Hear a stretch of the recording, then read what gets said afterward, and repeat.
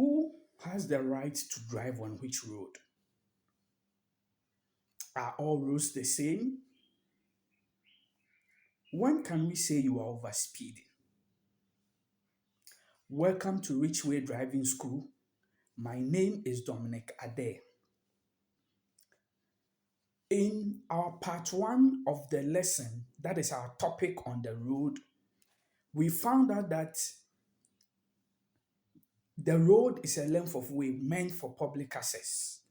And we said in Ghana, we put our road into four main categories.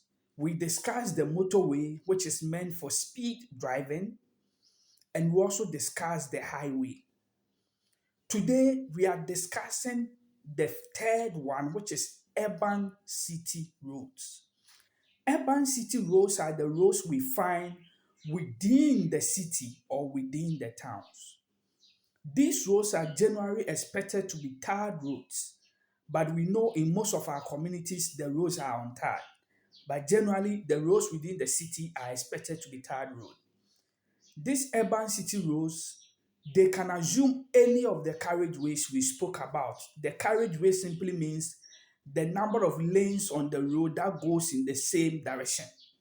So the cars going towards the right, if they are only one, we say they are a single carriage road. If it is two, it's a dual. If it's more than two, it becomes a multiple carriage road. So a highway can assume any of these carriages. And in addition to that, a highway can actually become a one-way road. A one-way road is a road on which all the cars are moving in the same direction. No car moves in the opposite direction, regardless of the number of lanes we have on the road. Those familiar with Accra, coming from Legon, Medina towards Yashi, the road coming from within East Legon to join the traffic light at the Standards Authority, even though it has about 4 lanes, but it is a one-way. So all the cars in the 4 lanes are coming to the traffic light. No car moves from the traffic light into East Legon. They are all rather coming out. So that is a one-way. When you find yourself on an urban city road, it has 2 main maximum speed limits.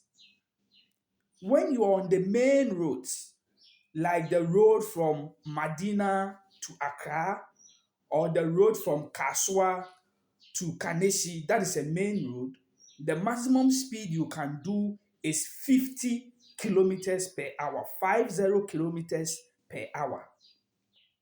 But when you find yourself in a residential area or in an institution, the maximum speed you can do is 30 kilometers per hour. So for those of you who are within the Legon campus, if you have been observing, anywhere you pass, you see 30, because that is an institution. We expect that students will be around. So when you are there, you can't go very fast, exceeding 30 kilometers per hour.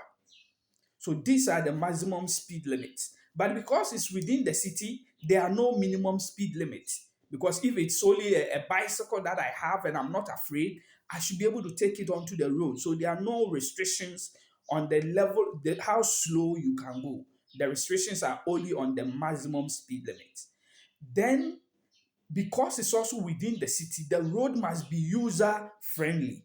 You see, with the motorway, the emphasis is on the cars to make the cars move faster. But with the urban city roads, there are speed ramps to ensure that when you get to a place where people are, you slow down. There are bus stops for people to be able to get down from cars and go to their houses. There are runabouts, traffic lights to enable people to join and exit the road. So these are all the features you see on the highway, on the urban city road.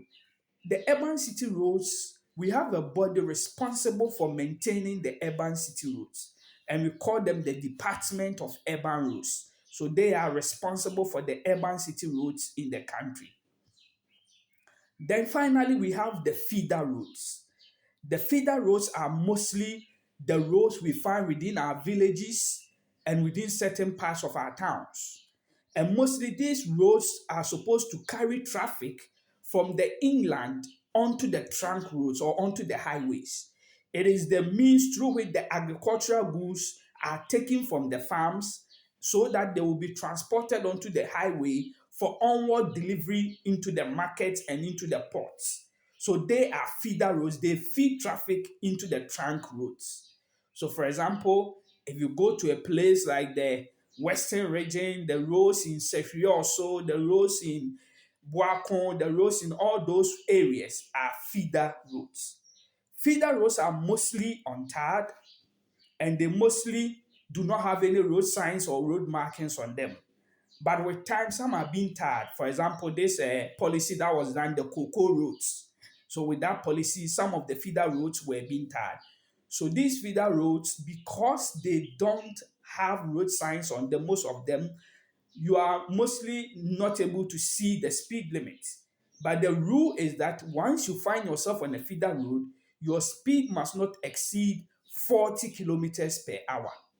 Why is this so? Especially on the untarred road, the more speed you go, your car will throw dust, and the dust can block your vision or the visions of the cars behind you.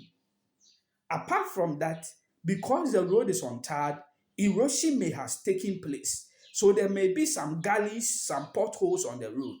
So if you are speeding, especially if you are somebody who that is the first time you are going to use that road, you don't know where the potholes are, you don't know where the gullies are. So by the time you realize, you'll be at them and you crash into them.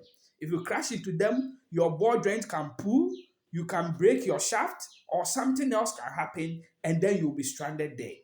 And most of those places it's not easy getting the spare parts, so you will now have to order the spare parts from Accra or from Kumasi before you can fix the car.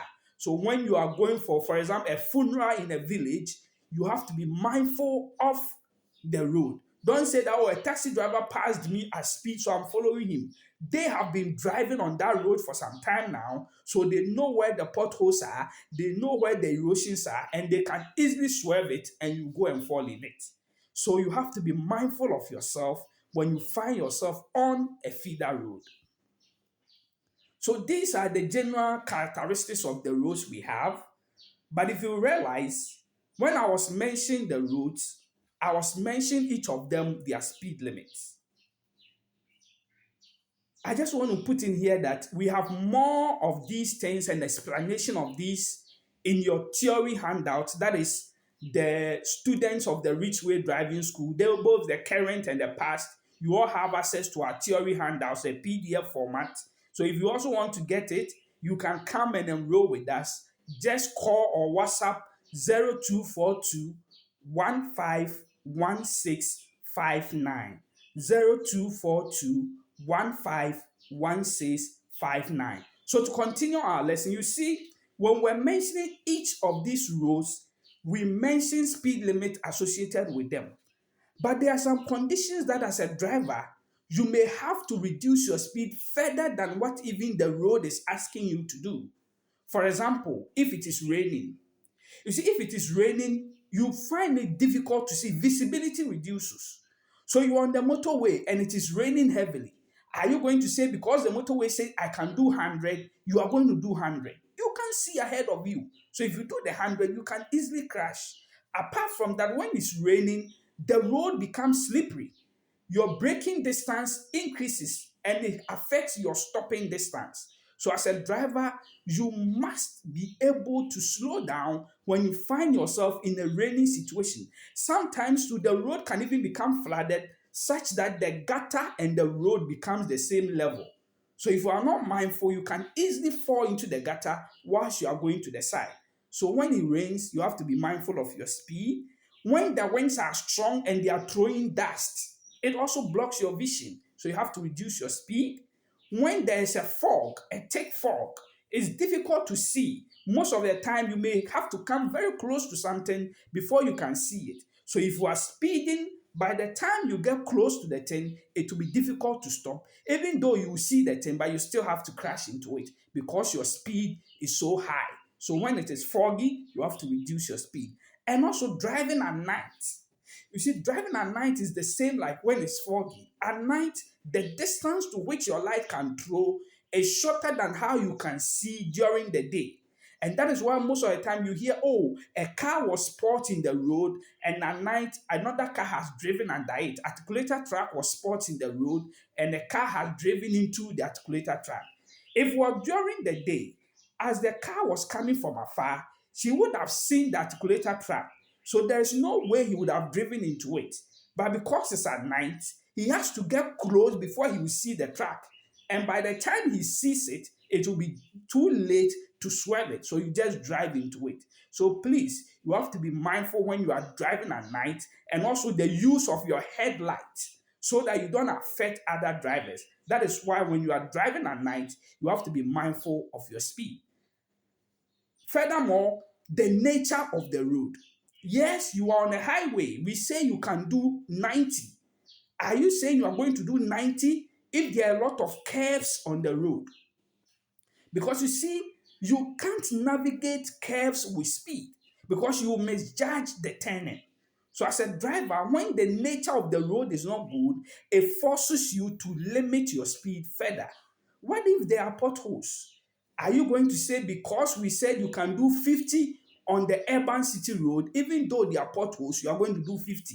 By the time you crash into 4 or 5 of the potholes at the speed of 50, your car will just break down. So even though you can do 50 on the urban city road, but because there are potholes or the nature of the road is not good, it has to force you to limit your speed further. So these are some of the circumstances under which, regardless of the road you find yourself, you must limit your speed further. Thank you for listening to us and watching us. We hope to meet you in our next lecture where we are going to consider other lessons.